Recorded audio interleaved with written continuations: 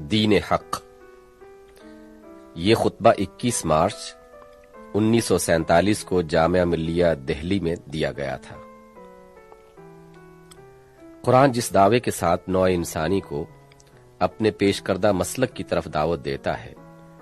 وہ خود اس کے اپنے الفاظ میں یہ ہے، ان الدین عند اللہ الاسلام۔ یہی ذرا سا فقرہ میری اس تقریر کا موضوع ہے۔ زیادہ تفصیل کا موقع نہیں، بہت اختصار کے ساتھ میں پہلے اس کے معنی کی تشریح کروں گا، جس سے یہ واضح ہو جائے گا کہ اس فقرہ میں دراصل کس چیز کا دعویٰ کیا گیا ہے۔ پھر اس سوال پر بحث کروں گا کہ یہ دعویٰ تسلیم کیا جانا چاہیے یا نہیں، اور آخر میں یہ بیان کروں گا کہ اگر اسے تسلیم کر لیا جائے تو پھر اس کو تسلیم کر لینے کے مقتضیات کیا ہیں۔ عموماً اس فقرے کا جو سیدھا سادہ مفہوم بیان کیا جاتا ہے وہ یہ ہے کہ سچا مذہب تو اللہ کے نزدیک بس اسلام ہی ہے، اور اسلام کا جو تصور عام طور پر لوگوں کے ذہن میں ہے وہ اس کے سوا کچھ نہیں کہ یہ ایک مذہب کا نام ہے جو اب سے 1300 برس پہلے عرب میں پیدا ہوا تھا، اور جس کی بنا حضرت محمد صلی اللہ علیہ وسلم نے ڈالی تھی۔ بنا ڈالی تھی کا لفظ میں قصدن اس لیے استعمال کر رہا ہوں کہ صرف غیر مسلم ہی نہیں بلکہ بکثرت مسلمان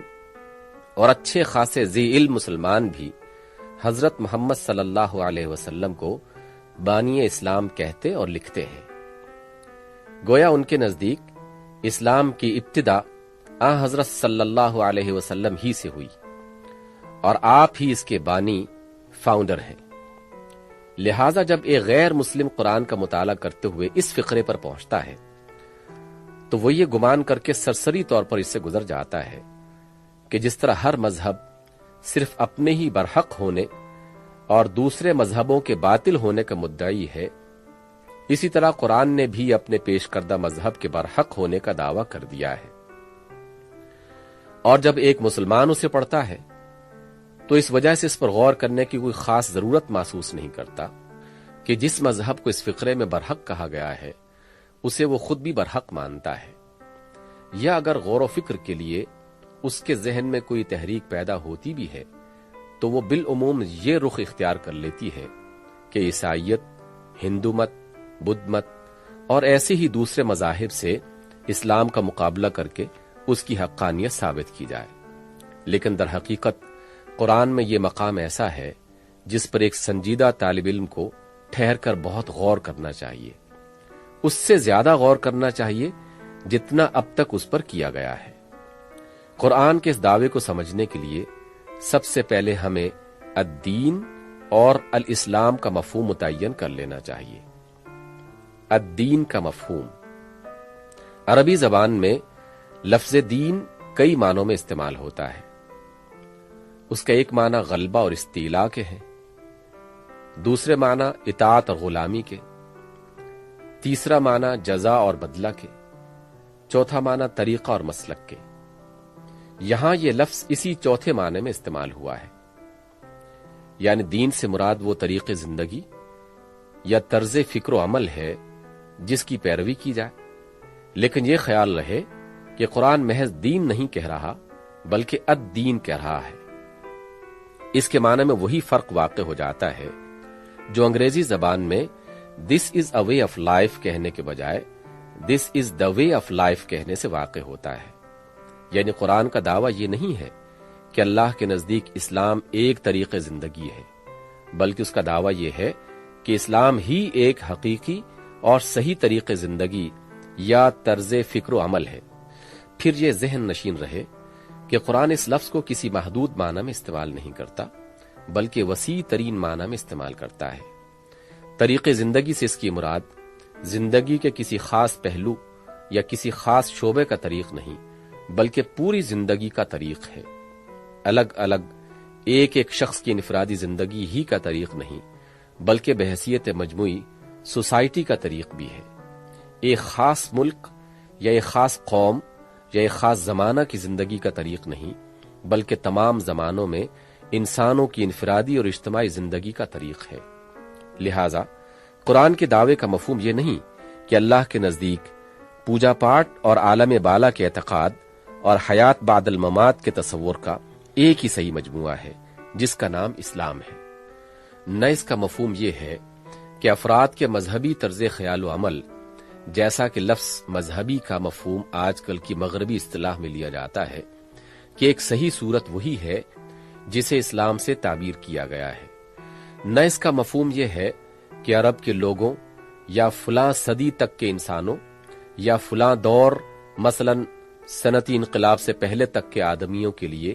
ایک صحیح نظام زندگی وہی ہے جس کو اسلام سے موسوم کیا گیا ہے، بلکہ صریح طور پر اس کا دعویٰ یہ ہے کہ ہر زمانے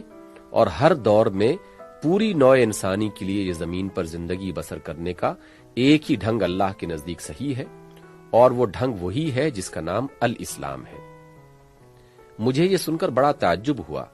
کہ ایشیا اور یورپ کے درمیان کسی مقام پر قرآن کی کوئی نئی تفسیر کی گئی ہے جس کے روح سے دین کا مفہوم صرف بندے اور خدا کے انفرادی تعلق تک محدود ہے، اور تمدن و ریاست کے نظام سے اس کا کوئی علاقہ نہیں۔ یہ تفسیر اگر خود قرآن سے اخذ کی گئی ہے تو یقیناً بڑی دلچسپ چیز ہوگی، لیکن میں نے 18 سال تک قرآن کا جو تحقیقی مطالعہ کیا،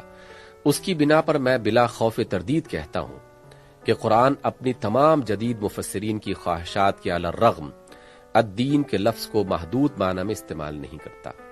بلکہ اس سے تمام زمانوں کے تمام انسانوں کے لیے ان کی پوری زندگی کا نظام فکر و عمل مراد لیتا ہے۔ الاسلام کا مفہوم۔ اب لفظ اسلام کو لیجئے، عربی زبان میں اس کے معنی ہے سپر ڈال دینا، جھک جانا، اطاعت قبول کر لینا، اپنے آپ کو سپرد کر دینا، مگر قرآن محض اسلام نہیں بولتا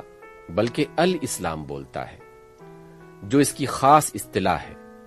اس مخصوص اصطلاحی لفظ سے اس کی مراد خدا کے آگے جھک جانا، اس کی اطاعت قبول کر لینا، اس کے مقابلے میں اپنی آزادی سے دستبردار ہو جانا اور اپنے آپ کو اس کے حوالے کر دینا ہے۔ اس کی تسلیم و اطاعت اور سپردگی و حوالگی کے معنی یہ نہیں کہ قانون طبیعت، لا آف نیچر کے آگے سپر ڈال دی جائے، جیسا کہ بعض لوگوں نے اس کا مفہوم قرار دینے کی کوشش کی ہے۔ نہ اس کے معنی یہ ہے کہ انسان اپنے تخیل یا اپنے مشاہدات و تجربات سے خدا کی مرضی اور اس کی منشا کا جو تصور بطور خود اخذ کرے اس کی اطاعت کرنے لگے، جیسا کہ کچھ اور لوگوں نے غلطی سے سمجھ لیا ہے، بلکہ اس کے معنی یہ ہے کہ خدا نے خود اپنے رسولوں کے ذریعے سے انسان کے لیے جس طریقے فکر و عمل کی طرف رہنمائی کی ہے اس کو وہ قبول کر لے اور اپنی آزادی فکر و عمل یا بالفاظ صحیح تر آوارگی فکر و عمل چھوڑ کر اس کی پیروی و اطاعت اختیار کر لے۔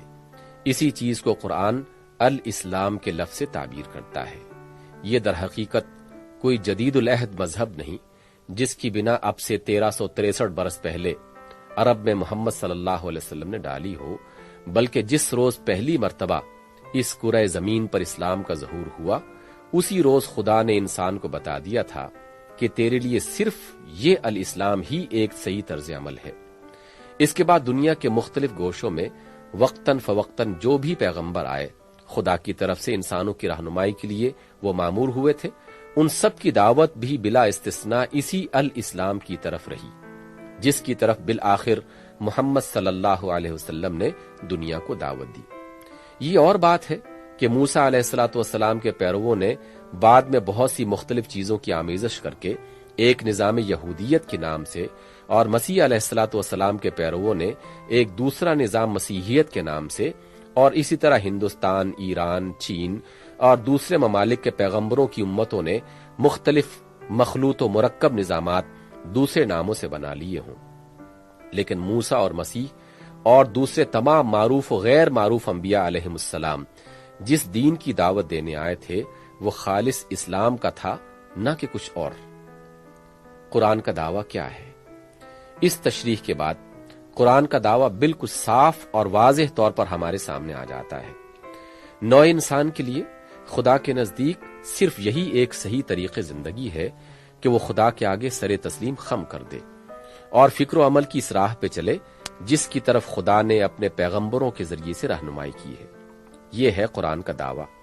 اب ہمیں تحقیق کرنا چاہیے کہ آیا یہ دعویٰ قبول کیا جانا چاہیے؟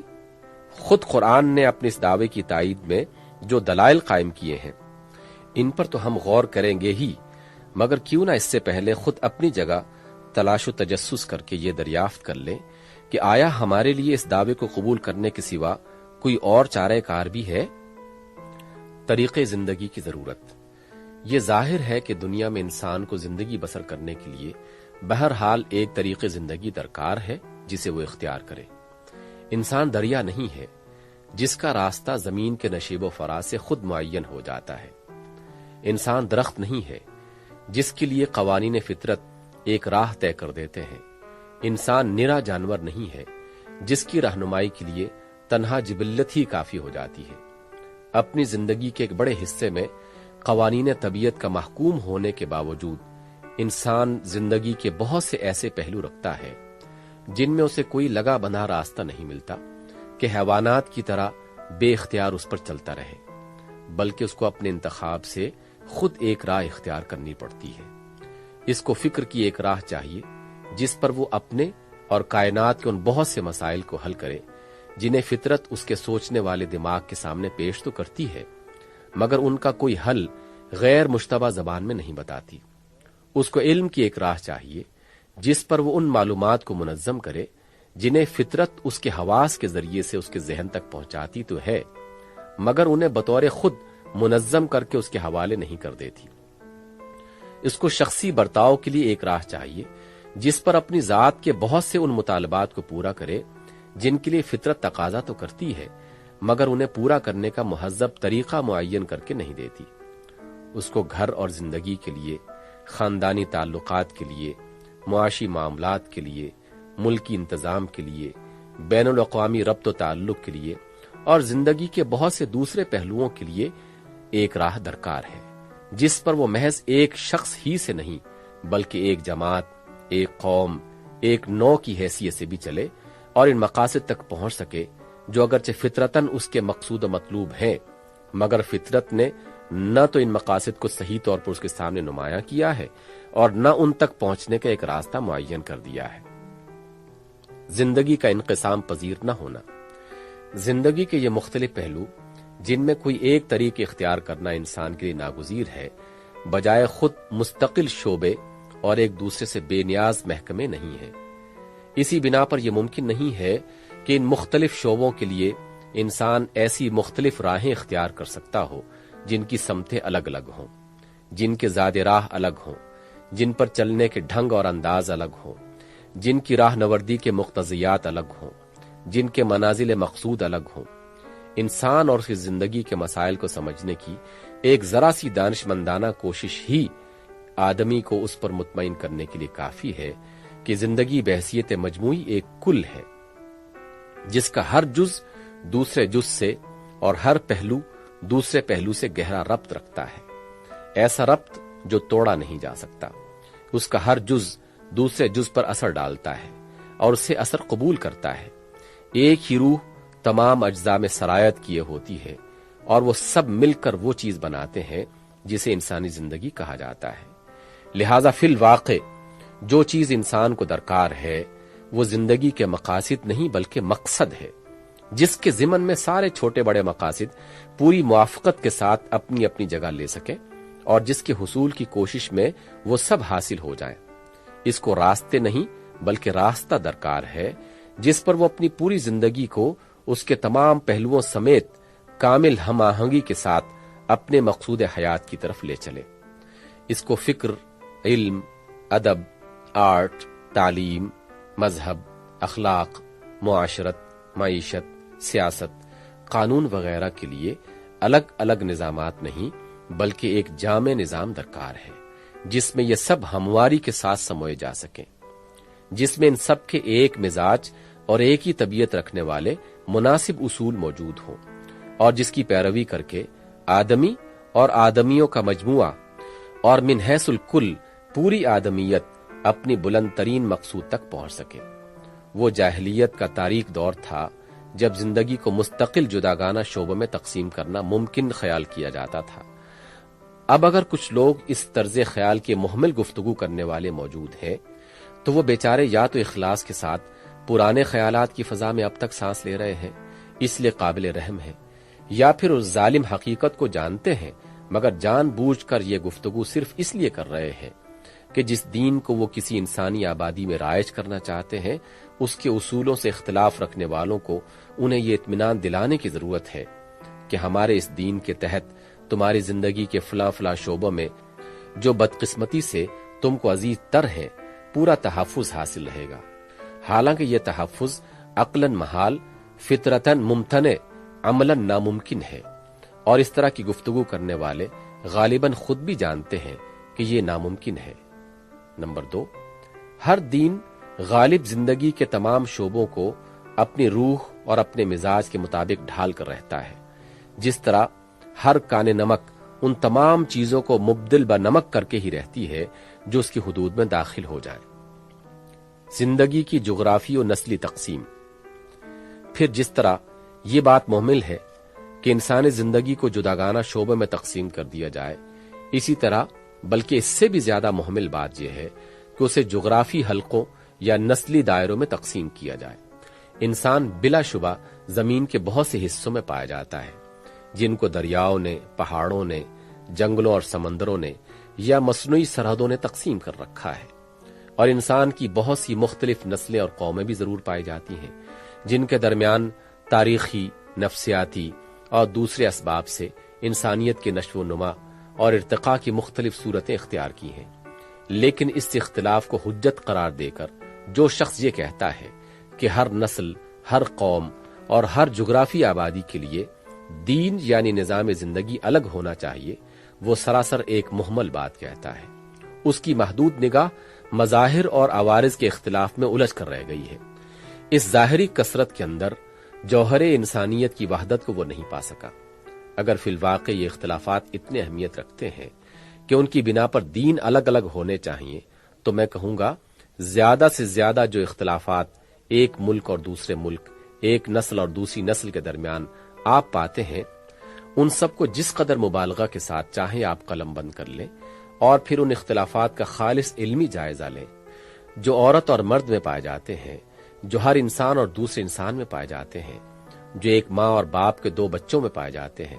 شاید میں مبالغہ نہ کروں گا اگر یہ دعویٰ کروں کہ علمی تحلیل و تجزیے میں پہلی قسم کے اختلافات سے یہ دوسری قسم کے اختلافات بہرحال شدید تر ہی نکلیں گے۔ پھر کیوں نہ کہہ دیجئے کہ ہر فرد کا نظام زندگی الگ ہونا چاہیے، مگر جب آپ انفرادی، جنسی، خاندانی کثرتوں کے اندر وحدت کا ایک عنصر اور پائیدار عنصر ایسا پاتے ہیں جس کی بنیاد پر قوم، وطن یا نسل کا تصور قائم ہو سکتا ہے، اور اس تصور کی بنا پر ایک قوم یا ایک ملک کی کثیر آبادی کے لیے ایک نظام زندگی ممکن ہونا خیال کیا جاتا ہے، تو آخر کس چیز نے آپ کو روک دیا ہے کہ قومی، نسلی، وطنی کثرتوں کے درمیان ایک بڑی اور بنیادی وحدت کا عنصر آپ نہیں پا سکتے جس پر انسانیت کا تصور قائم ہو، اور جس کی بنا پر تمام عالم انسانی کا ایک دین یا نظام زندگی ہونا ممکن خیال کیا جائے؟ کیا یہ واقع نہیں ہے کہ تمام جغرافی، نسلی اور قومی اختلافات کے باوجود اصل بنیادی امور میں سب انسان بالکل یکساں ہیں؟ کیا وہ قوانین طبی یکساں نہیں ہیں جن کے تحت انسان دنیا میں زندگی بسر کر رہا ہے؟ کیا وہ نظام جسمانی یکساں نہیں ہے جس پر انسان کی تخلیق ہوئی ہے؟ کیا وہ خصوصیات یکساں نہیں ہیں جن کی بنا پر انسان دوسری موجودات سے الگ ایک مستقل نوع قرار پاتا ہے؟ کیا وہ فطری داعیات اور مطالبات یکساں نہیں ہیں جو اس کے اندر ودیت کیے گئے ہیں؟ کیا وہ قوتیں یکساں نہیں ہیں جن کے مجموعے کو ہم نفس انسانی کہتے ہیں؟ اور کیا بنیادی طور پر وہ تمام طبعی، نفسیاتی، تاریخی، تمدنی اور معاشی عوامل بھی یکساں نہیں ہیں جو انسانی زندگی میں کار فرما ہیں؟ اگر یہ واقعہ ہے کہ ان تمام امور میں سب انسانوں کے درمیان یکسانی پائی جاتی ہے، تو پھر یقیناً ان اصولوں کو بھی جو انسان بحیثیت انسان کی فلاح کے لیے صحیح ہوں عالمگیر ہونا چاہیے۔ ان کے قومی یا نسلی یا وطنی ہونے کی کوئی وجہ نہیں۔ قومیں اور نسلیں ان اصولوں کے تحت اپنے خصوصیات کا اظہار اور جزوی طور پر اپنے معاملات زندگی کا بندوبست مختلف طریقوں سے کر سکتی ہے، اور ان کو ایسا کرنا چاہیے، مگر انسان کو انسان ہونے کے ناطے سے جس صحیح دین یا نظام زندگی کی ضرورت ہے وہ بہرحال ایک ہی ہونا چاہیے۔ عقل یہ باور کرنے سے انکار کرتی ہے کہ جو چیز ایک قوم کے لیے حق ہو وہ دوسری قوم کے لیے باطل ہو جائے، اور جو ایک قوم کے لیے باطل ہو وہ دوسری قوم کے لیے حق ہو جائے۔ زندگی کی زمانی تقسیم، ان محملات اور جدید زمانہ کے عالمانہ محملات میں سے ایک اور بات جو حقیقت کے اعتبار سے محمل ترین ہے، مگر حقیقت ہے کہ یقینیت کے پورے وثوق کے ساتھ پیش کی جاتی ہے، انسانی زندگی کی زمانی تقسیم ہے۔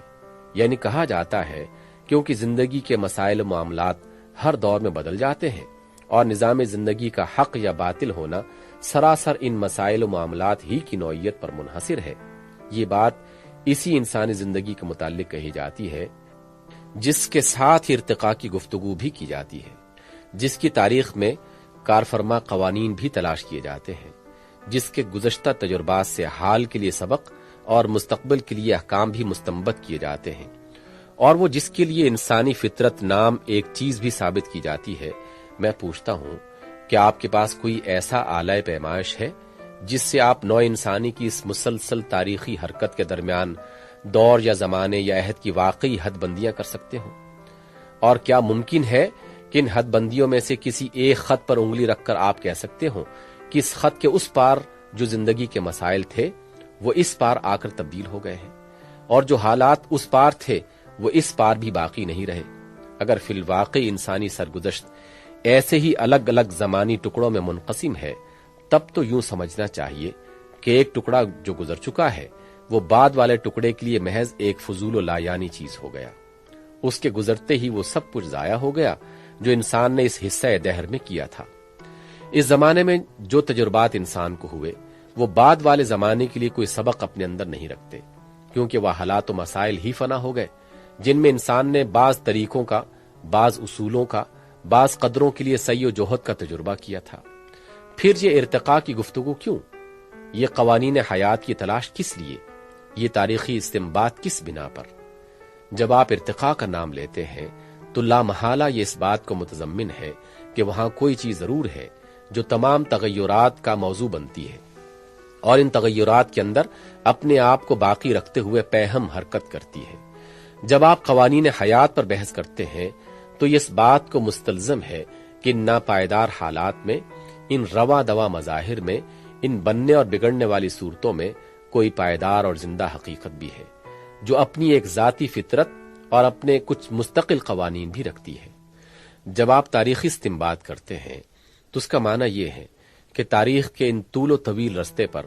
جو مسافر مختلف مرحلوں سے گزرتا ہوا آ رہا ہے اور منزلوں پر منزلیں طے کرتا چلا آ رہا ہے، وہ خود اپنی کوئی شخصیت اور اپنا کوئی مستقل مزاج رکھتا ہے جس کے متعلق یہ حکم لگایا جا سکتا ہے کہ وہ مخصوص طور پر کام کرتا ہے، ایک وقت میں بعض چیزوں کو قبول کرتا ہے اور دوسرے وقت میں انہیں رد کر دیتا ہے، اور بعض دوسری چیزوں کا تقاضا کرتا ہے۔ یہ زندہ حقیقت ہے، یہ پائیدار موضوع تغیرات، یہ شاہراہ تاریخ کا مستقل مسافر وہی تو ہے جس سے آپ راستے کی منزلوں اور ان میں پیش آنے والے حالات اور ان سے پیدا ہونے والے مسائل پر گفتگو شروع کرتے ہیں، تو اس گفتگو میں ایسے کھوئے جاتے ہیں کہ خود مسافر آپ کو یاد نہیں رہتا۔ کیا یہ سچ ہے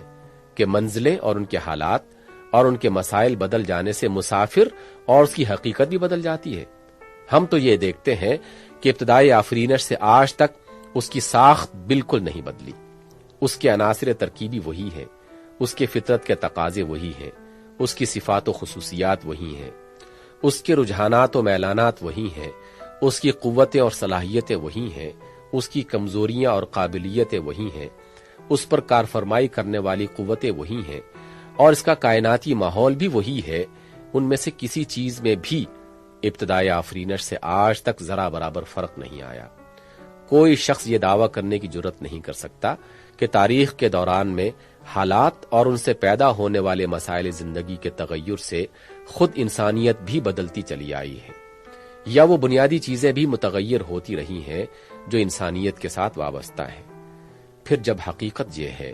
کہ اس دعوے میں کیا وزن ہو سکتا ہے کہ انسان کے لیے جو چیز کل تریاق تھی وہ آج زہر ہے، جو چیز کل حق تھی وہ آج باطل ہے، جو چیز کل قدر رکھتی تھی آج وہ بے قدر ہے۔ انسان کیسے طریقے زندگی کا حاجت مند ہے؟ اصل یہ ہے کہ انسانی افراد اور جماعتوں نے تاریخ کے دوران میں نفس انسانیت کو اس سے تعلق رکھنے والی بنیادی چیزوں کو سمجھنے میں دھوکہ کھا کر اور بعض حقیقتوں کے اعتراف پہ مبالغہ اور بعض کے ادراک میں قصور کر کے جو غلط نظام زندگی وقتاً فوقتاً اختیار کیے اور جنہیں انسانیت کبریٰ ہیومینٹی ایٹ لارج نے تجربے کے بعد غلط پا کر دوسرے ایسے ہی نظامات کی جگہ خالی کرنے پر مجبور کر دیا۔ ان کی سرگزشت کے مشاہدے سے یہ نتیجہ اخذ کر لیا گیا ہے کہ انسانیت کے لیے لازماً ہر دور میں ایک الگ نظام زندگی درکار ہے جو صرف اسی دور کے حالات و مسائل سے پیدا ہو اور انہی کو حل کرنے کی کوشش کرے۔ حالانکہ زیادہ صحت کے ساتھ اس سرگزشت سے اگر کوئی نتیجہ اخذ کیا جا سکتا ہے تو وہ یہ ہے کہ اس قسم کے زمانی اور دوری نظامات زندگی یا بالفاظ دیگر موسمی حشرات الارض کو بار بار آزمانے اور ہر ایک کی ناکامی کے بعد اس کے بعد دوسرے جانشین کا تجربہ کرنے میں انسانیت کبریٰ کا وقت ضائع ہوتا ہے، اس کی راہ ماری جاتی ہے، اس کے نشو و ارتقاء اور اپنے کمال مطلوب کی طرف سے اس کے سفر میں سخت رکاوٹیں پیدا ہوتی ہیں۔ وہ در حقیقت محتاج اور سخت محتاج ہے ایسے نظام زندگی کی جو خود اس کو اس سے تعلق رکھنے والی تمام حقیقتوں کو جان کر عالمگیر، دائمی اور پائیدار اصولوں پر قائم کیا جائے، جسے لے کر وہ حال و مستقبل کے تمام متغیر حالات سے بخیریت گزر سکے، ان سے پیدا ہونے والے مسائل کو حل کر سکے اور زندگی کے راستے پر افتاں و خیزاں نہیں بلکہ رواں اور دواں اور اپنی منزل مقصود کی طرف بڑھ سکے۔ کیا انسان ایسا نظام خود بنا سکتا ہے؟ یہ ہے اس دین یا طریق زندگی یا نظام زندگی کی نوعیت جس کا انسان حاجت مند ہے۔ اب ہمیں یہ دیکھنا چاہیے کہ اگر انسان خدا کی مدد سے بے نیاز ہو کر خود اپنے لیے اس نوعیت کا ایک دین بنانا چاہے تو کیا وہ اس کوشش میں کامیاب ہو سکتا ہے؟ میں آپ کے سامنے یہ سوال پیش نہ کروں گا کہ آیا انسان اب تک ایسا دین خود بنانے میں کامیاب ہوا ہے، کیونکہ اس کا جواب تو قطعاً نفی میں ہے۔ خود وہ لوگ بھی جو آج بڑے بلند بانگ دعووں کے ساتھ اپنے اپنے دین پیش کر رہے ہیں اور ان کے لیے ایک دوسرے سے لڑ مر رہے ہیں، یہ دعویٰ نہیں کر سکتے کہ ان میں سے کسی کا پیش کردہ دین ان ضرورتوں کو پورا کرتا ہے جن کے لیے انسان من حیث الانسان ایک الدین کا محتاج ہے۔ کسی کا دین نسلی و قومی ہے، کسی کا جغرافی، کسی کا طبقاتی، اور کسی کا دین پیدا ہی اس دور کے تقاضوں سے ہوا ہے جو ابھی کل ہی گزر چکا ہے۔ رہا وہ دور جو کل آنے والا ہے، اس کے حالات و مسائل کے متعلق کوئی پیشگی نہیں کہا جا سکتا کہ ان میں بھی وہ کام دے سکے گا یا نہیں، کیونکہ جو دور اب گزر رہا ہے ابھی تو اسی کے تاریخی تقاضوں کا جائزہ لینا باقی ہے۔ اس لیے میں سوال یہ نہیں کر رہا کہ انسان ایسا دین بنانے میں کامیاب ہوا ہے یا نہیں، بلکہ یہ میں کہہ رہا ہوں کہ کامیاب ہو سکتا ہے یا نہیں۔ یہ ایک نہایت اہم سوال ہے جس سے سرسری طور پر بحث کرنا مناسب نہیں۔ یہ انسانی زندگی کے فیصلہ کن سوالات میں سے ایک ہے، اس لیے پہلے خوب اچھی طرح سمجھ لیجئے کہ وہ چیز کیا ہے جسے وضع کرنے کا سوال درپیش ہے، اور اس شخص کی قابلیتیں کیا ہیں جس کے متعلق پوچھا جا رہا ہے کہ وہ اس کو وضع کر سکتا ہے یا نہیں۔ الدین کی نوعیت۔ انسان کے لیے جس الدین کی ضرورت میں نے ابھی ثابت کی ہے، اس سے مراد کوئی ایسا تفصیلی ضابطہ نہیں جس میں ہر زمانے اور ہر قسم کے حالات کے لیے تمام چھوٹے بڑے جزیات تک مرتب ہوں، اور جس کی موجودگی میں انسان کا کام صرف اس کے مطابق عمل کرنا ہو، بلکہ دراصل اس سے مراد ایسے ہماگیر ازلی و ابدی اصول ہے جو تمام حالات میں انسان کی رہنمائی کر سکیں، اس کی فکر و نظر، سعی و جہد اور پیش قدمی کے لیے صحیح رخ متعین کر سکیں، اور اسے غلط تجربات میں وقت اور محنت اور قوت ضائع کرنے سے بچا سکے۔ اس غرض کے لیے سب سے پہلی ضرورت یہ ہے کہ انسان کو اس بات کا علم، قیاس و گمان نہیں بلکہ علم ہو کہ اس کی اور کائنات کی حقیقت کیا ہے اور اس کائنات میں اس کی حیثیت کیا ہے۔ پھر وہ اس بات کے جاننے کا، سمجھ بیٹھنے کا نہیں بلکہ جاننے کا حاجت مند ہے کہ آیا زندگی بس یہی دنیا کی زندگی ہے یا یہ پوری زندگی کا ایک ابتدائی حصہ ہے؟ آیا سفر بس پیدائش سے لے کر موت تک کی مسافت کا ہے یا یہ پورے سفر میں سے محض ایک مرحلہ ہے؟ پھر اس کے لیے ناگزیر ہے کہ ایک ایسا مقصد زندگی اس کے لیے متعین ہو جو حقیقت کے اعتبار سے نہ کہ محض خواہش کی بنا پر واقعی حیات انسانی کا مقصود ہو، جس کے لیے دراصل انسان پیدا کیا گیا ہو،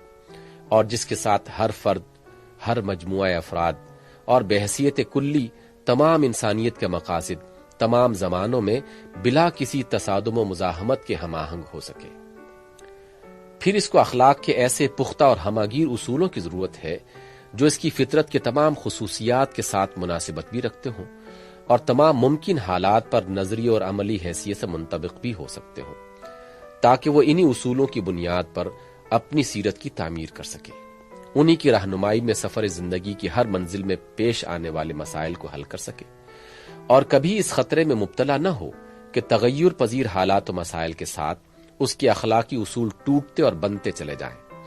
اور وہ محض ایک بے اصولہ اور نرا ابن الوقت بن کے رہ جائے۔ پھر اس کو تمدن کے لیے ایسے جامع اور وسیع اصولوں کی ضرورت ہے جو انسانی اجتماع کی حقیقت و غایت اور اس کے فطری تقاضوں کو سمجھ کر بنائے جائیں،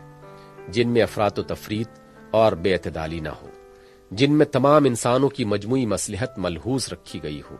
جن کی پیروی کر کے ہر زمانے میں انسانی زندگی کے ہر پہلو کی تشکیل، تعمیر اور ترقی کے لیے سعی کی جائے۔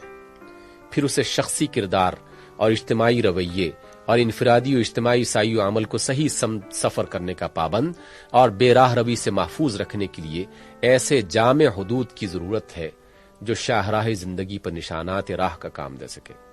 اور ہر موڑ، ہر دوراہے، ہر خطرناک مرحلے پر اسے آگاہ کر دیں کہ تیرا راستہ ادھر نہیں بلکہ ادھر ہے۔ پھر اس کو چند ایسے عملی ضابطوں کی ضرورت ہے جو اپنی نوعیت کے اعتبار سے دائمی اور عالمگیر پیروی کے قابل ہوں اور انسانی زندگی کو اس حقیقت نفس الامری، اس معال زندگی، اس مقصد حیات، ان اصول اخلاق، ان اصول تمدن اور ان حدود عمل سے ہمیشہ وابستہ رکھیں جن کی تعین اس الدین میں کی گئی ہو۔ یہ ہے وہ چیز جسے وضع کرنے کا سوال درپیش ہے۔ اب غور کیجئے، کیا انسان ایسے ذرائع رکھتا ہے جن سے وہ خود اپنے لیے ایک ایسا الدین وضع کر سکے؟ انسانی ذرائع کا جائزہ۔ انسان کے پاس اپنا دین یا طریق زندگی اخذ کرنے کے ذرائع 4 سے زیادہ نہیں ہیں۔ پہلا ذریعہ خواہش ہے، دوسرا ذریعہ عقل ہے، تیسرا ذریعہ مشاہدہ و تجربہ ہے، چوتھا ذریعہ پچھلے تجربات کا تاریخی ریکارڈ ہے۔ غالباً ان کے سوا کسی 5ویں ذریعے کی نشاندہی نہیں کی جا سکتی۔ ان 4 ذرائع کا جتنا ممکن جائزہ لے کے آپ دیکھ سکتے ہوں دیکھیے، کیا یہ الدین کے ایجاد کرنے میں انسان کی مدد کر سکتے ہیں؟ میں نے اپنی عمر کا متعدد باحصہ اس کی تخلیق میں صرف کیا ہے اور بالآخر اس نتیجے پر پہنچا ہوں کہ یہ ذرائع الدین کی ایجاد میں تو مدد نہیں دے سکتے، البتہ اگر کوئی غیر انسانی رہنما الدین کو پیش کر دے تو اسے سمجھنے، پرکھنے، پہچاننے اور اس کے مطابق زندگی کے تفصیلی نظام کو وقتاً فوقتاً مرتب کرتے رہنے میں ضرور مددگار بن سکتے ہیں۔ خواہش۔ پہلے خواہش کو لیجئے، کیا یہ انسان کی رہنما بن سکتی ہے؟ اگرچہ یہ انسان کے اندر ایک اصلی محرک عمل ہے، مگر اس کی عین فطرت میں جو کمزوریاں موجود ہیں ان کی بنا پر یہ رہنمائی کی قابل ہرگز نہیں ہو سکتی۔ تنہا رہنمائی کرنا تو درکنار، عقل اور علم کو بھی اکثر اسی نے گمراہ کیا ہے۔ اس کو تربیت سے خواہ کتنا ہی روشن خیال بنا دیا جائے، فیصلہ جب کبھی اس پر چھوڑا جائے گا یہ بلا مبالغہ 99% حالات میں غیر مستقیم فیصلہ کرے گی، کیونکہ اس کے اندر جو تقاضے پائے جاتے ہیں وہ اس کو صحیح فیصلہ کرنے کے بجائے ایسا فیصلہ کرنے پر مجبور کرتے ہیں جس سے مطلوب کسی نہ کسی طرح جلد اور بآسانی حاصل ہو جائے۔ یہ بجائے خود خواہش نفسانی کی طبی کمزوری ہے، لہذا خواہ ایک فرد کی خواہش ہو یا ایک طبقہ کی، یا خواہش عام جنرل ول جس کا روسو نے ذکر کیا ہے، بہرحال کسی قسم کی انسانی خواہش میں بھی فطرتاً یہ صلاحیت نہیں ہے کہ ایک دین کے وضع کرنے میں مددگار بن سکے، بلکہ جہاں تک مسائل عالیہ، الٹیمیٹ پرابلمز، مثلا حیات انسانی کی حقیقت، اس کے معال اور اس کی غایت کا تعلق ہے، ان کو حل کرنے میں وہ کسی طرح مددگار نہیں ہو سکتی۔ عقل۔ پھر عقل کو لیجئے، اس کی تمام بہترین صلاحیتیں مسلم، انسانی زندگی میں اس کی اہمیت بھی ناقابل انکار، اور یہ بھی تسلیم کہ انسان کے اندر یہ بہت بڑی رہنما طاقت ہے، لیکن قطع نظر اس سوال کے کہ انسان کے لیے الدین کس کی عقل وضع کرے گی، زید کی، بکر کی، تمام انسانوں کی، یا انسانوں کے کسی خاص گروہ کی، اس زمانے کے لوگوں کی، یا کسی پچھلے زمانے کے لوگوں کی، یا آئندہ آنے والوں کی؟ سوال صرف یہ ہے کہ بجائے خود عقل انسانی کے حدود کا جائزہ لینے کے بعد کیا آپ کہہ سکتے ہیں کہ الدین کے وضع کرنے میں اس پر اعتماد کیا جا سکتا ہے؟ اس کے تمام فیصلے منحصر ہیں اس مواد پر جو حواس اس کو فراہم کر کے دیں۔ وہ غلط مواد فراہم کر کے دیں گے تو یہ غلط فیصلہ کر دے گی، اور جن امور میں وہ کوئی مواد فراہم کر کے ہی نہ دیں ان میں اگر یہ خود شناس ہے تو کوئی فیصلہ نہ کرے گی، اور اگر برخود غلط ہے تو اندھیرے میں چوبائی تیر چلاتی رہے گی۔ یہ محدودیتیں جس بیچاری عقل کے ساتھ لگی ہوئی ہیں، وہ آخر کس طرح اس کی اہل ہو سکتی ہے کہ نوع انسانی کے لیے الدین بنانے کی تکلیف اسے دی جائے؟ الدین بنانے کا انحصار جن مسائل عالیہ کے حل پر ہے ان میں حواس سرے سے کوئی مواد فراہم کرتے ہی نہیں ہیں۔ پھر کیا عقل سے امید کی جا سکتی ہے کہ وہ ناقص مواد پر صحیح اور کامل قدریں متعین کرے گی؟ اسی طرح الدین کے جو دوسرے اجزاء ترکیبی میں نے بیان کیے ہیں ان میں سے کسی ایک کے جز کے لیے بھی حواس سے بالکل صحیح اور مکمل مواد حاصل نہیں ہو سکتا جس کی بنا پر عقل ایک جامع اور مکمل نظام بنا سکے۔ اور اس پر مزید یہ کہ عقل کے ساتھ خواہش کا عنصر مستقل طور پر لگا ہوا ہے جو اسے ٹھیٹھ عقلی فیصلہ دینے سے روکتا ہے، اس کی راست تروی کو کچھ ٹیڑھ کی طرف مائل کر کے ہی چھوڑتا ہے۔ لہٰذا اگر یہ فرض کر لیا جائے کہ عقل انسانی حواس کے فراہم کردہ مواد کی ترتیب اور اس سے استدلال کرنے میں کوئی غلطی نہ کرے گی، تب بھی اپنی کمزوریوں کی بنا پر وہ اتنا بل بوتا نہیں رکھتی کہ اتنے بڑے کام کا بوجھ اس پر ڈالا جا سکے۔ یہ بوجھ اس پر ڈالنا اس پر بھی ظلم کرنا ہے اور خود اپنے آپ پر بھی۔ سائنس۔ اب تیسرے ذریعے کو لیجئے، یعنی وہ علم جو مشاہدات و تجربات سے حاصل ہوتا ہے۔ میں اس علم کی قدر و قیمت کا اعتراف کرنے میں کسی طالب علم سے پیچھے نہیں ہوں اور نہ ذرا برابر اس کی تحقیق کرنا پسند کرتا ہوں، لیکن اس کی محدودیتوں کو نظر انداز کر کے اسے وہ وسعت دینا جو فی الواقع اسے حاصل نہیں ہے میرے نزدیک بے علمی ہے۔ علم انسانی کی حقیقت پر جس شخص کی بھی نظر ہوگی وہ اس بات کو ماننے سے انکار نہ کرے گا کہ جہاں تک مسائل عالیہ کا تعلق ہے ان کی تہ تک اس کی رسائی محال ہے، کیونکہ انسان کو وہ ذرائع حاصل ہی نہیں ہے جن سے وہ اس تک پہنچ سکے۔ نہ وہ اس کا براہ راست مشاہدہ کر سکتا ہے اور نہ مشاہدہ و تجربے کے تحت آنے والی اشیاء سے استدلال کر کے اس کے متعلق ایسی رائے قائم کر سکتا ہے جس پر علم کا اطلاق ہو سکتا ہو۔ لہذا الدین وضع کرنے کے لیے جن مسائل کا حل معلوم کرنا سب سے پہلی ناگزیر ضرورت ہے وہ تو علم کی دسترس سے باہر ہی ہے۔ اب رہا یہ سوال کہ اخلاقی قدریں، تمدن کے اصول اور بے راہ روی سے بچانے والے حدود معین کرنے کا کام آیا علم کے حوالے کیا جا سکتا ہے یا نہیں، تو اس بحث سے قطع نظر کرتے ہوئے یہ کام کسی شخص یا گروہ یا کسی زمانے کا علم انجام دے گا۔ ہمیں یہ دیکھنا چاہیے کہ علمی طور پر یہ کام انجام دینے کے لیے ناگزیر شرائط کیا ہیں۔ ان کے لیے اولین شرط یہ ہے کہ ان تمام قوانین فطرت کا علم ہو جن کے تحت انسان اس دنیا میں جی رہا ہے۔ اس کی دوسری شرط یہ ہے کہ خود انسان کی اپنی زندگی سے جو علوم تعلق رکھتے ہیں وہ مکمل ہو۔ اس کے لیے تیسری شرط یہ ہے کہ ان دونوں قسم کے علوم یعنی کائناتی اور انسانیاتی علوم کی معلومات یکجاں ہوں اور کوئی ذہن کامل ان کو صحیح ترتیب دے کر ان سے صحیح استدلال کر کے انسان کے لیے اخلاقی قدروں کا، تمدن کے اصولوں کا اور بے راہ روی سے بچانے والی حدوں کا تعین کرے۔ یہ شرائط نہ اس وقت تک پوری ہوئی ہے نہ امید کی جا سکتی ہے کہ 5000 برس بعد پوری ہو جائیں گی۔ ممکن ہے کہ انسانیت کی وفات سے ایک دن پہلے یہ پوری ہو جائے، مگر اس وقت اس کا فائدہ ہی کیا ہوگا؟ تاریخ۔ آخر میں اس ذریعہ علم کو لیجئے جسے ہم پچھلے تجربات کا تاریخی ریکارڈ یا انسانیت کا نامہ اعمال کہتے ہیں۔ اس کی اہمیت اور اس کے فائدوں سے مجھے انکار نہیں ہے، مگر میں کہتا ہوں اور غور کریں گے تو آپ بھی مان لیں گے کہ الدین وضع کرنے کا عظیم الشان کام انجام دینے کے لیے یہ بھی ناکافی ہے۔ میں یہ سوال نہیں کرتا کہ یہ ریکارڈ ماضی سے حال کے لوگوں تک صحت اور جامعیت کے ساتھ پہنچا ہے کہ نہیں۔ میں یہ بھی نہیں پوچھتا کہ اس ریکارڈ کی مدد سے الدین وضع کرنے کے لیے انسانیت کا نمائندہ کس ذہن کو بنایا جائے گا، ہیگل کے ذہن کو، مارکس کے ذہن کو، ارنسٹ ہیکل کے ذہن کو، یا کسی اور ذہن کو۔ میں صرف یہ پوچھنا چاہتا ہوں کہ ماضی، حال یا مستقبل میں کسی تاریخ کا ریکارڈ ایک الدین وضع کرنے کے لیے کافی مواد فراہم کر سکے گا؟ اس تاریخ کے بعد پیدا ہونے والے خوش قسمت ہیں، باقی رہے اس سے پہلے گزر جانے والے تو ان کا بس اللہ ہی حافظ۔ مایوس کن نتیجہ۔ یہ مختصر اشارات جو میں نے کیے ہیں، مجھے توقع ہے کہ ان میں کوئی علمی یا استدلالی غلطی نہیں کی ہے، اور اگر انسان کے ذرائع کا یہ جائزہ جو میں نے لیا ہے صحیح ہے تو پھر ہمیں کوئی چیز اس یقین تک پہنچنے سے باز نہیں رکھ سکتی کہ انسان اپنے لیے کوئی کچا پکا، غلط سلط، وقتی اور مقامی دین تو وضع کر سکتا ہے، لیکن وہ چاہے کہ الدین وضع کر لے تو یہ قطعی محال ہے۔ پہلے بھی محال تھا، آج بھی محال ہے، اور آئندہ کے لیے بھی اس کے امکان سے پوری مایوسی ہے۔ اب اگر کوئی خدا رہنمائی کے لیے موجود نہیں ہے، جیسا کہ منکرین خدا کا خیال ہے، تو انسان کے لیے مناسب یہ ہے کہ خودکشی کر لے۔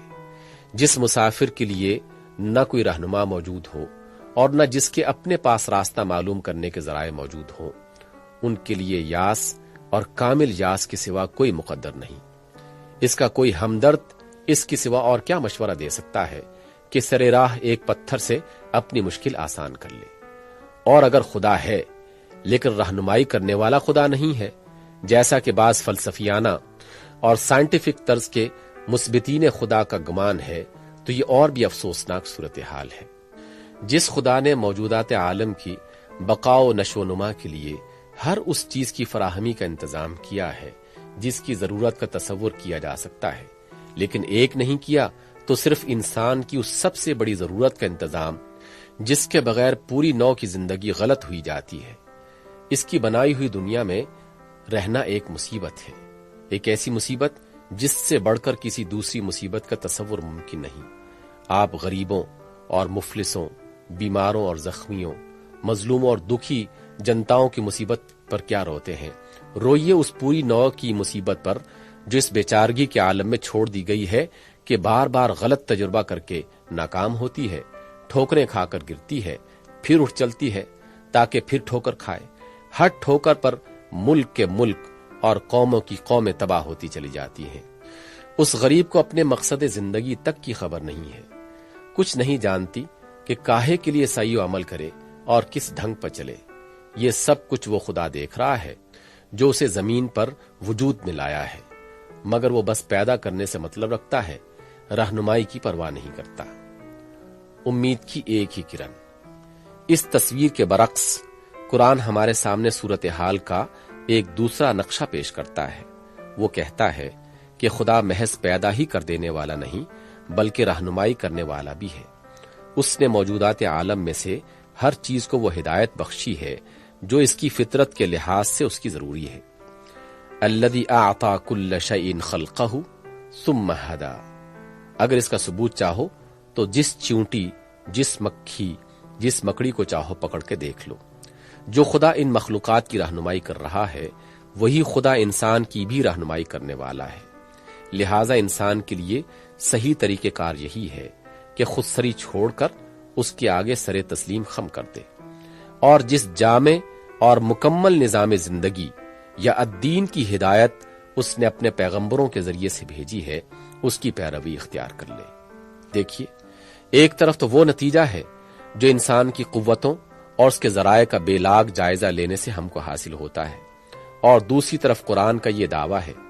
ہمارے لیے اس کے سوا کوئی چارے کار نہیں ہے کہ یا تو اس دعوے کو قبول کر لیں یا پھر اپنے آپ کو مایوسی اور اس مایوسی کے حوالے کر دیں جس کے اندھیرے میں کہیں برائے نام بھی امید کی کوئی کرن نظر نہیں آتی۔ دراصل صورتحال یہ ہے ہی نہیں کہ الدین حاصل ہونے کے دو وسیلے موجود ہوں، اور سوال یہ ہو کہ ہم ان میں سے کس وسیلے سے مدد لیں۔ اصلی صورتحال یہ ہے کہ الدین جس وسیلے سے ہم کو مل سکتا ہے وہ صرف ایک ہے، اور انتخاب کا سوال صرف اس امر میں ہے کہ آیا ہم اس تنہا وسیلے سے مدد لیں یا اس کی دستگیری کا فائدہ اٹھانے کے بجائے تاریکی میں بھٹکتے پھرنے کو ترجیح دیں۔ قرآن کے دلائل۔ یہاں تک جو استدلال میں نے کیا ہے وہ تو ہم کو محض اس حد تک پہنچتا ہے کہ ہماری فلاح کے لیے قرآن کے اس دعوے کو قبول کیے بغیر کوئی چارہ کار نہیں ہے، یعنی بالفاظ دیگر کافر نتوانی شد، ناچار مسلمان شو، کافر بننے کی سکت نہیں ہے، مجبوراً مسلمان ہی بن گیا۔ لیکن قرآن اپنے دعوے کی تائید میں جو دلائل پیش کرتا ہے وہ اس سے بہت زیادہ اعلیٰ و اشرف ہے، کیونکہ وہ ہمیں بادل نخواستہ مسلمان ہونے کے بجائے برضا و رغبت مسلمان ہونے پر آمادہ کرتا ہے۔ اس کی بہت سی دلیلوں میں سے 4 سب سے زیادہ پرزور ہیں، اور انہی کو اس نے بار بار بتکرار پیش کیا ہے۔ نمبر 1، انسان کے لیے اسلام ہی ایک صحیح طریق زندگی ہے، اس لیے کہ یہی حقیقت نفس الامری کے مطابق ہے، اور اس کے سوا ہر دوسرا رویہ خلاف حقیقت ہے۔ افغیر دین اللہ یبغون وَلَهُ أَسْلَمَ مَن فِي السَّمَاوَاتِ وَالْأَرْضِ طَوْعًا وَكَرْهًا وَإِلَيْهِ يُرْجَعُونَ۔ کیا یہ لوگ اللہ کے دین کی سوا کوئی اور دین چاہتے ہیں، حالانکہ وہ سب چیزیں جو آسمانوں میں ہیں اور جو زمین میں ہیں چاروں ناچار اسی کے آگے سر تسلیم خم کیے ہوئے ہیں، اور اسی کی طرف انہیں پلٹ کر جانا ہے۔ نمبر 2، انسان کے لیے یہی ایک صحیح طریق زندگی ہے،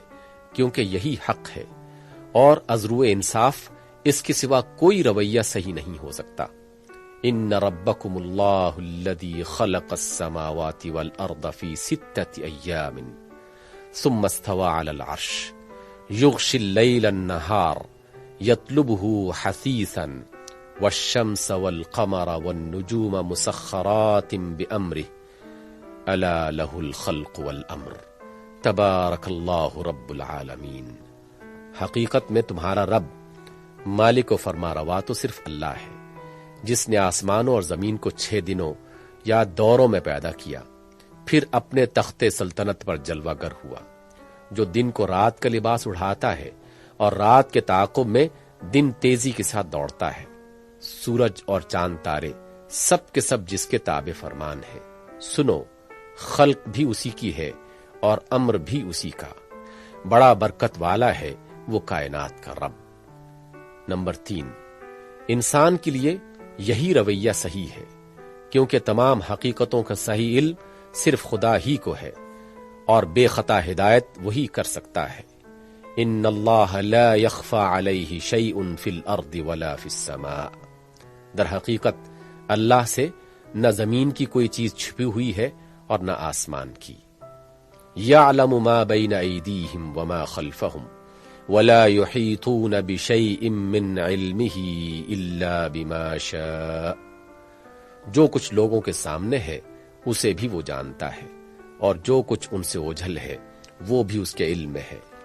اور لوگ اس کی معلومات میں سے کسی چیز پر حاوی نہیں ہو سکتے بجز ان چیزوں کے جن کا علم وہ خود ان کو دینا چاہے۔ قل ان ھدی اللہ ھو الھدی، اے پیغمبر کہہ دو کہ اصلی ہدایت صرف خدا ہی کی ہدایت ہے۔ نمبر 4، انسان کے لیے یہی ایک راہ راست ہے، کیونکہ اس کے بغیر عدل ممکن نہیں۔ اس کے سوا جس راہ پر بھی انسان چلے گا وہ بالآخر ظلم ہی کی طرف جائے گی۔ وَمَن يَتَعَدَّ حُدُودَ اللَّهِ فَقَدْ ظَلَمَ نَفْسَهُ، جو اللہ کی مقرر کردہ حدوں سے تجاوز کرے اس نے اپنے اوپر آپ ظلم کیا۔ وَمَن لَّمْ يَحْكُم بِمَا أَنزَلَ اللَّهُ فَأُولَٰئِكَ هُمُ الظَّالِمُونَ، جو اللہ کی نازل کردہ ہدایت کے مطابق فیصلہ نہیں کرتے وہی ظالم ہے۔ یہ دلائل ہیں جن کی بنا پر معقول انسان کے لیے لازم ہے کہ وہ اللہ کے آگے سر تسلیم خم کر دے اور ہدایت کے لیے اسی کی طرف رجوع کرے۔ خدائی ہدایت کے پرکھنے کا معیار۔ اب آگے بڑھنے سے پہلے میں ایک سوال کا جواب دینا ضروری سمجھتا ہوں، جو لازماً اس مرحلے پر پہنچ کر ہر شخص کے دل میں پیدا ہوتا ہے، اور اپنی تحقیق کے دوران میں خود میرے دل میں بھی پیدا ہو چکا ہے۔ وہ سوال یہ ہے کہ کیا ہم ہر اس شخص کی بات مان لیں جو ایک دن ہمارے سامنے اس دعوے کے ساتھ پیش کر دے کہ یہ خدا کی طرف سے ہے؟ اگر ایسا نہیں ہے تو آخر ہمارے پاس وہ کیا معیار ہے جس سے ہم انسانی ساخت کے دین اور خدائی ہدایت کے دین میں فرق کر سکیں؟ اس کا جواب اگرچہ بڑی مفصل تحقیقی بحث چاہتا ہے، مگر میں یہاں مختصر اشاروں میں وہ 4 بڑے معیار بیان کروں گا جو انسانی فکر اور خدائی فکر کو ممیز کرتے ہیں۔ انسانی فکر کی پہلی خصوصیت یہ ہے کہ اس میں علم کی غلطی اور محدودیت کا اثر لازماً پایا جاتا ہے۔ اس کے برعکس خدائی فکر میں غیر محدود علم اور صحیح علم کی شان بالکل نمایاں ہوتی ہے۔ جو چیز خدا کی طرف سے ہوگی اس میں آپ ایسی کوئی چیز نہیں پا سکتے کہ وہ کبھی کسی زمانے میں کسی ثابت شدہ علمی حقیقت کے خلاف ہو، یا جس کے متعلق یہ ثابت کیا جا سکے کہ اس کے مصنف کی نظر سے حقیقت کا فلاں پہلو اوجھل رہ گیا۔ مگر اس معیار تحقیق کو استعمال کرتے ہوئے یہ بات نہ بھول جائیے کہ علم اور علمی قیاس اور نظریہ علمی میں بڑا فرق ہے۔ ایک وقت میں جو علمی قیاسات اور علمی نظریات دماغوں پر چھائے ہوتے ہیں، اکثر غلطی سے ان کو علم سمجھ لیا جاتا ہے، حالانکہ ان کے غلط ہونے کا بھی اتنا ہی امکان ہوتا ہے جتنا ان کے صحیح ہونے کا۔ تاریخ علم میں ایسے بہت کم قیاسات اور نظریات کی نشاندہی کی جا سکتی ہے جو بالآخر علم ثابت ہوئے ہیں۔ انسانی فکر کی دوسری بڑی کمزوری نقطۂ نظر کی تنگی ہے۔ اس کے برخلاف خدائی فکر میں وسیع ترین نقطۂ نظر پایا جاتا ہے۔ جب آپ خدائی فکر سے نکلی ہوئی کسی چیز کو دیکھیں گے تو آپ کو ایسا محسوس ہوگا کہ جیسے اس کا مصنف ازل سے ابد تک دیکھ رہا ہے، پوری کائنات کو دیکھ رہا ہے، تمام حقیقتوں کو بیک نگاہ دیکھ رہا ہے۔ اس کے مقابلے میں بڑے بڑے فلسفی اور مفکر کی فکر بھی ایک بچے کی فکر محسوس ہوگی۔ انسانی فکر کا تیسرا اہم خاصہ یہ ہے کہ اس میں حکمت و دانش جذبات و خواہشات کے ساتھ ساتھ کہیں نہ کہیں ساز باز اور مصلحت کرتی نظر آتی ہے۔ بخلاف اس کے خدائی فکر میں بے لاگ حکمت اور خالص دانشمندی کی شان اتنی نمایاں ہوتی ہے کہ اس کے احکام میں کہیں آپ جذباتی جھکاؤ کی نشاندہی نہیں کر سکتے۔ انسانی فکر کی ایک اور کمزوری یہ ہے کہ جو نظام زندگی وہ خود تصنیف کرے گا اس میں جانبداری، انسان اور انسان کے درمیان غیر عقلی امتیاز اور غیر عقلی بنیادوں پر ہی ترجیح بعض علی بعض کا عنصر لازماً پایا جائے گا، کیونکہ ہر انسان کی کچھ ذاتی دلچسپیاں ہوتی ہیں جو بعض انسانوں کے ساتھ وابستہ ہوتی ہیں اور بعض کے ساتھ وابستہ نہیں ہوتی۔ بخلاف اس کے خدائی فکر سے نکلا ہوا نظام زندگی ایسے ہر عنصر سے بالکل پاک ہوگا۔ اس معیار پر آپ ہر اس نظام زندگی کو جانچ کر دیکھ لیجئے جو اپنے آپ کو خدا کی طرف سے الدین کہتا ہو۔ اگر وہ انسانی فکر کی ان تمام خصوصیات سے خالی ہو اور پھر جامعیت اور ہماگیری کی وہ شان بھی رکھتا ہو جو اس سے پہلے میں نے الدین کی ضرورت ثابت کرتے ہوئے بیان کی ہے، تو کوئی وجہ نہیں کہ آپ اس پر ایمان لانے میں تأمل کریں۔ ایمان کے تقاضے۔ اب مجھے اپنے خطبے کے بنیادی سوالات میں سے آخری سوال پر کچھ گفتگو کرنی ہے، اور وہ یہ ہے کہ آدمی جب قرآن کے اس دعوے کو تسلیم کر لے اور اس الدین پر ایمان لے آئے جس کے من جانب اللہ ہونے کا اطمینان اسے حاصل ہو گیا ہو، تو اس کو تسلیم کرنے اور ایمان لانے کے مقتضیات کیا ہیں؟ میں ابتدا میں عرض کر چکا ہوں کہ اسلام کے معنی جھک جانے، سپر ڈال دینے اور اپنے آپ کو سپرد کر دینے کے ہیں۔ اس جھکاؤ، سپردگی اور سپر اندازی کے ساتھ خود رائی، خود مختاری اور فکر و عمل کی آزادی ہرگز نہیں نبھ سکتی۔ جس دین پر آپ ایمان لائیں، آپ کو اپنی پوری شخصیت اس کے حوالے کر دینی ہوگی۔ اپنی کسی چیز کو بھی آپ اس کی پیروی سے مستثنا نہیں کر سکتے۔ ایمان کا تقاضا یہ ہے کہ وہ آپ کے دل اور دماغ کا دین ہو، آپ کی آنکھ اور کان کا دین ہو، آپ کے ہاتھ اور پاؤں کا دین ہو، آپ کے پیٹ اور دھڑ کا دین ہو، آپ کے قلم اور زبان کا دین ہو، آپ کے اوقات اور آپ کی محنتوں کا دین ہو، آپ کی سعی اور عمل کا دین ہو، آپ کی محبت اور نفرت کا دین ہو، آپ کی دوستی اور دشمنی کا دین ہو۔ غرض آپ کی شخصیت کا کوئی جز اور کوئی پہلو بھی اس دین سے خارج نہ ہو۔ اپنی کسی چیز کو جتنا اور جس حیثیت سے بھی آپ اس دین کے احاطے سے باہر اور اس کی پیروی سے مستثنا رکھیں گے، سمجھ لیجئے اسی قدر آپ کے دعوی ایمان میں جھوٹ شامل ہے، اور ہر راستی پسند انسان کا فرض ہے کہ اپنی زندگی کو جھوٹ سے پاک رکھنے کی زیادہ سے زیادہ کوشش کرے۔ پھر یہ بھی میں ابتدا میں عرض کر چکا ہوں کہ انسانی زندگی ایک کل ہے جسے الگ الگ شعبوں میں تقسیم نہیں کیا جا سکتا، لہٰذا انسان کی پوری زندگی کا ایک ہی دین ہونا چاہیے۔ دو اور تین دینوں کی بیک وقت پیروی بجز اس کے کچھ نہیں کہ ایمان کے ڈاواں ڈول اور عقلی فیصلے کے مضطرب ہونے کا ثبوت ہے۔ جب فی الواقع کسی دین کے الدین ہونے کا اطمینان آپ حاصل کر لیں اور آپ اس پر ایمان لے آئیں تو لازماً آپ کی زندگی کے تمام شعبوں کا دین ہونا چاہیے۔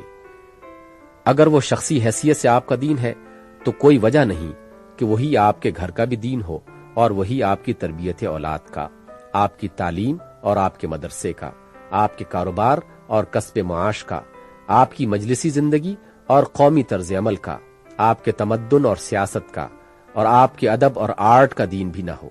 جس طرح یہ بات محال ہے کہ ایک ایک موتی اپنی جگہ تو موتی ہو، مگر جب تسبیح کے رشتے میں بہت سے موتی منظم ہوں تو سب مل کر دانہ نخر نہ بن جائیں۔ اسی طرح یہ بات بھی میرے دماغ کو اپیل نہیں کرتی کہ انفرادی حیثیت سے تو ہم ایک دین کے پیرو ہوں، مگر جب اپنی زندگی کو منظم کریں تو اس منظم زندگی کا کوئی پہلو اس دین کی پیروی سے مستثنی رہ جائے۔ ان سب سے بڑھ کر ایمان کا اہم ترین تقاضا یہ ہے کہ جس دین کے الدین ہونے پر آپ ایمان لائیں، اس کی برکتوں سے اسے اپنے ابنائے نو کو بہرمند کرنے کی کوشش کریں، اور آپ کی تمام سعی و جہد کا مرکز و محور یہ ہو کہ یہی الدین تمام دنیا کا دین ہو جائے۔ جس طرح حق کی فطرت یہ ہے کہ وہ غالب ہو کر رہنا چاہتا ہے، اسی طرح حق پرستی کی بھی یہ عین فطرت ہے کہ وہ حق کو جان لینے کے بعد اسے غالب کرنے کی سعی کیے بغیر چین نہیں لے سکتی۔ جو شخص دیکھ رہا ہو کہ باطل ہر طرف زمین اور اس کے باشندوں پر چھایا ہوا ہے، اور پھر یہ منظر اس کے اندر کوئی بے کلی، کوئی چبھن، کوئی تڑپ پیدا نہیں کرتا، اس کے دل میں اگر حق پرستی ہے بھی تو سوئی ہوئی ہے،